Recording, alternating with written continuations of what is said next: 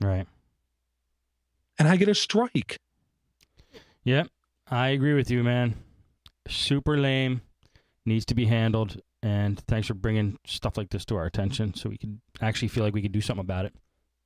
Well, yeah, and that's the thing. The biggest difference between us and our parents is we have the actual possibility to make a legitimate difference in things that are going on at the top. Hmm. And I like taking advantage of that. Totally. Okay, down from the soapbox. Okay. Okay, this I got from email from two guys, Bill, guy named Bill, and Jeff Owens, who I gotta say, Jeff's the man. I didn't see this at all, so I really want to thank them for this. This is a downloadable PDF from makeuseof.com. I did go into my Google Docs, Steve. I did upload this PDF and I did share it to you. Yes. So you should see it in your docs. I saw it. The main reason I did that is because for you to download it, you have to do one of four things. Like it on Facebook, tweet it on Twitter, plus it on Google Plus, or subscribe to their newsletter. Really? It's not a bad idea. Honestly, it's not a bad idea. I like the fact that they don't force you to do it through a social media thing. You can actually just subscribe to a newsletter, which is very, very fair of them. Is it good? Well, it is not the best thing ever. You know what I mean? But if someone is an ultra noob to Ubuntu, dude, this is dang good. This explains a lot of basic concepts. This does not go into any crazy detail on how to do really anything, but it gives you a lot of basic explanations of what this is, why this is, how do you install it. Here's the different options to install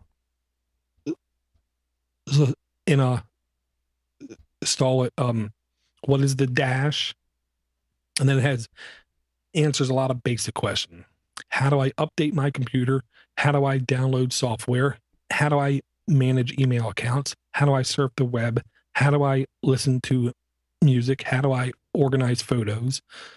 That kind of thing. It goes on and on and on and on. So if you are really new to Linux or Ubuntu, you really need to check this out. Very cool. Yeah, and I can't thank Bill and Jeff enough. Both you guys, thank you utterly for taking the time out of your day. Oh, it was Red Dwarf. Thank you, Red. I can't thank you guys enough for taking the time out of your day to stop and send me an email, making sure I'm up to snuff on stuff, because I'm busy. I fall behind on stuff too. I know. You have to do that because Door's a slacker. And if nobody does that, then he's just going to fall behind. I slack well, sir. I'm more of a slacker than you, my friend. I'm not going to argue. I'm too much of a slacker. Cool. Okay. I think I might have mentioned this very same link months ago, Steve. I couldn't have because it was just created. Okay. But a very similar posting months ago. Okay. Okay. This is labeled the 5 best Linux file system cleaning tools. Okay. First off, if you're like me and you install a new distro every 20 to 50 days, you don't need to worry about this because nothing has time to build up. Okay. But if you leave an operating system installed, in my opinion, for at least a year and you don't reinstall or you don't upgrade kind of thing, then I'm not going to say you don't, I'm not going to say you need to worry about this, but it's something you should be aware of. Okay. Because you can save sometimes like 2 or 3 gigs of disk space and maybe you need it. Really quick, the tools it mentions is Synaptic, Bleach Bit, GTK Orphan, Cruft, gconf Cleaner.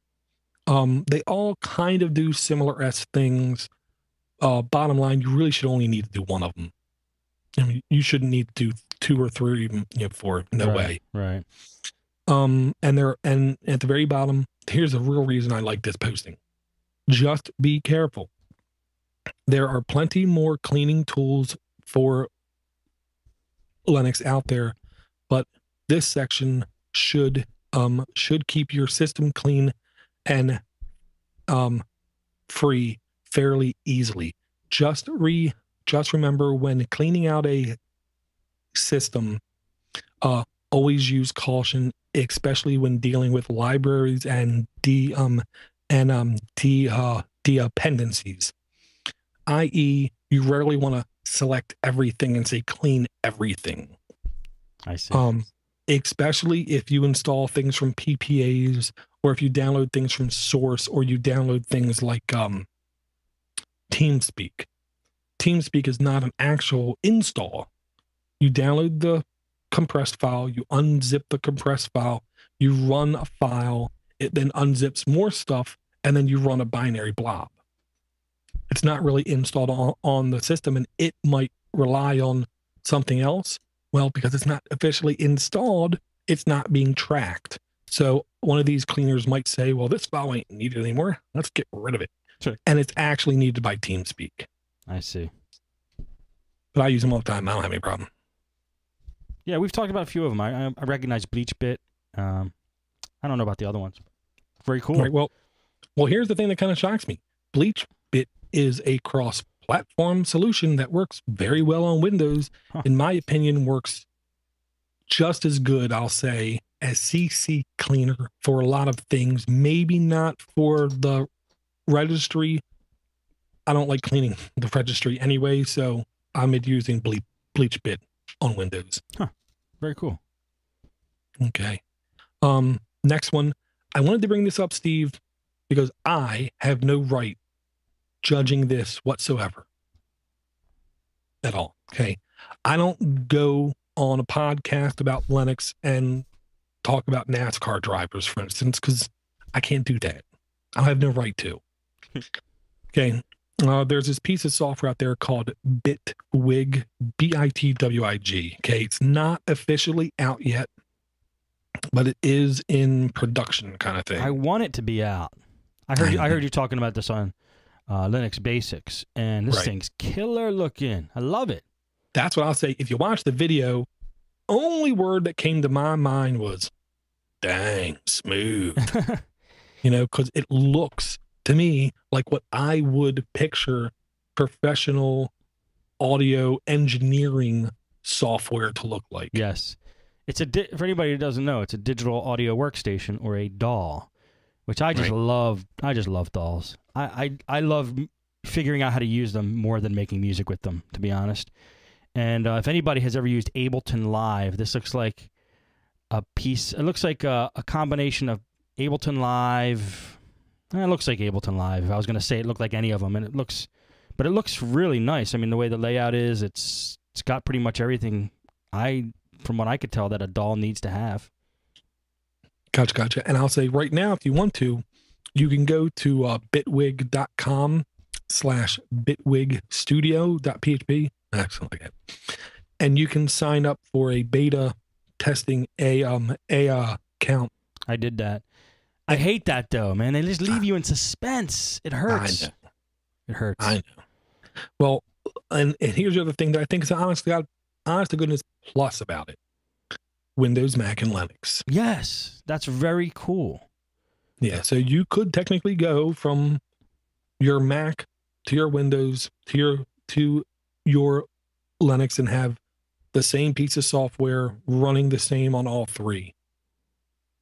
Yep, that is, I'm telling you, I make music on both Mac and PC, and I want to have these cross-platform programs. And when I don't, like if I want to use Sonar, which is only on PC, and then I want to use Logic, which is only on Mac, it's a pain in the butt. So this is really nice. Gotcha. And it does appear like it's going to be for pay software. I, for one, will say, if it's professional grade anything and I need it, I'm willing to pay for it, because I have a higher expectation when it's professional grade. I expect it to work a certain way, be reliable, and I expect when I contact them about something, I'm going to get an answer. Yeah. Oh, how much are they talking? Did they give any suggestion of a price? No. Where I saw it talked about, they were thinking less than 200, which I think is fair. But if it's under 100, it's even fairer. For Under 100 is good for a doll. It's very good for a doll. Gotcha. Awesome. Thanks for bringing that. I like all the colors on that thing too. Right. Well, I'll say this: if it's fair for $100 for a doll, if they were to say, then in my book, 140, 150, but you get all three versions to run on all three OSs, then to me that adds a little bit something to it. Totally. If you have to pay for each platform, that would suck. That would drive me nuts. There's a program called Reaper.fm. It's a fantastic program. It's the most lightweight doll you could ever use. I mean, you could put it on a flash drive and run it, and that's something you can't do with Pro Tools like this. Anyway, there's talk of Reaper coming to Linux, and if it does, that's just I think I haven't used Ardour too much, but it seems like it's pretty far ahead of Ardour, and I think it would kick some major butt. So keep your eyes open for that if you are the creative Linux type. Gotcha. Well, looking at this link real quick, the guy says we have it running on Linux. This guy's saying we have it running on Linux now. Yeah, he's a developer. I saw that. But that's several months old. Yes. Yeah. So they do have it in the works. I know. I'm psyched. Okay. I gotta stop. Reaper's awesome. Right. Okay. Complete change of topic. At a very popular children's place by the name of Chuck E. Cheese, they have a lot of video games and a lot of interactive systems, I'll say, for children.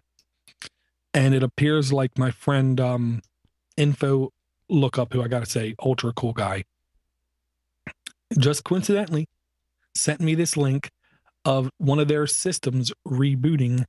And because I know what to look for, it's obvious to me they're running Linux. That's killer. So, and knowing him, he's a security guy. Did he purposely bend over and flick a switch behind the device or unplug it and unplug it to see if he could get an exploit on it? Who knows? Probably. Right. And I'll just randomly ask, I'll ask you, Steve, would you by any chance have any experience or knowledge about this establishment? I was wondering if this was coming. I couldn't remember if we talked about this on live or off the show. Yes, I was Chuck E. Cheese when I was in high school, I think. I got a job there, and I worked in a kitchen, and I was Chuck E. Cheese twice. I was the mouse. It sucked. It's hot. The head is heavy, and it smells. And the kids, the bigger, older ones, they all know that you're not real. So they come over and they tell you you're not real. Then all the kids who believed that you were real now think you're not real. So they start wanting to punch you. And the trick of being Chuck E. Cheese is dance a lot and hug the kids as hard as you can. So then they become less violent. That was my way. And I only had to do it twice, thank God. And then I quit. That job just sucked. Are you happy now, Dor? No, I'm not happy at all because that job must suck. And I'll just say, if anyone out there is Chuck E. Cheese in the Bel Air area, you will not have to worry about my son. Let me just say that right now. Here's a good example of how unbelievable, shockingly good my son is. He did really good today. He didn't have to go to school. He went to daycare, and at daycare, they went to a place called Red Zone Laser Tag. Mm-hmm. He said he was good. Both the teachers said he was fantastic there. So as soon as we got home, warming up the Nintendo Wii, hand him the controller, let him play Super Mario Galaxy. I let him play for like an hour and a half. Okay, time to put it up. He said, okay, Dad. He said, but I got to save first. He goes and he saves, put the controllers down. Then as soon as he puts the controllers down, he turns right around in one fell swoop and looks at me and says, hey, Dad, can I play my Nintendo 3DS? It's absolutely not. You just got through playing the Wii for